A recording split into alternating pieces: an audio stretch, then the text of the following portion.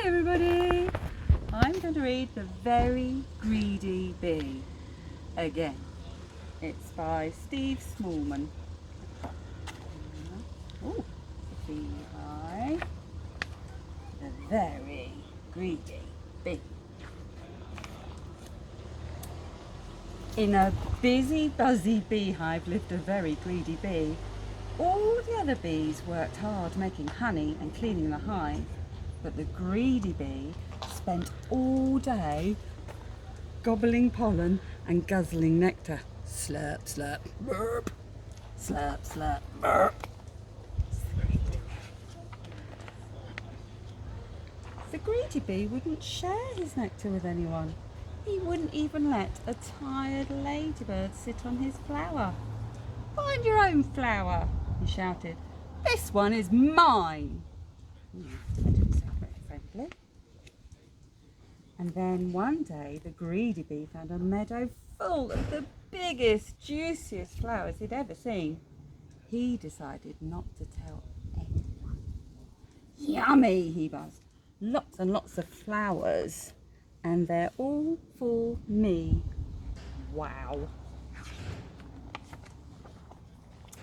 The greedy bee whizzed and bizzed from flower to flower, slurping and burping and growing fatter and fatter and fatter. Or at last his tummy was full and he settled down on a big pink flower in the warm yellow sunshine and fell fast asleep. When the greedy bee woke up, it was dark. He tried to fly, but his tummy was so stodgy and plodgy that biff, bang, thump, he went down instead of up and landed biff, bang, thump on the ground below. Oh, he looks a bit scared, doesn't he? He's a bit scared. "I'm scared," cried the greedy bee, "and I don't know how to get home." Then he saw two glowing eyes in the long grass. "Eek!" he cried. "A monster is coming to eat me." Is it a monster? But it wasn't a monster. It was two friendly fireflies, their bottoms glowing in the dark. "What's wrong?" they asked. "I'm too full to fly," wailed the greedy bee, "and I can't walk home in the dark." "Follow us," said the fireflies, and they all set off on a long, long journey home. That was nice of them to help him, wasn't it? Through forests and flowers and squelchy mud, over hills and under hollows trudged the greedy bee. He had never walked so far, and he was very, very tired. "Soon be there," called the fireflies kindly. Then they heard a whooshing, watery noise. What could it be? "I'm almost home," he cried. Bix, he's excited. "It's the stream," and it was. But his hive was on the other side. "Oh dear," cried the greedy bee, flopping down with a flump on the floor. "How will I ever get across?" he sniffed.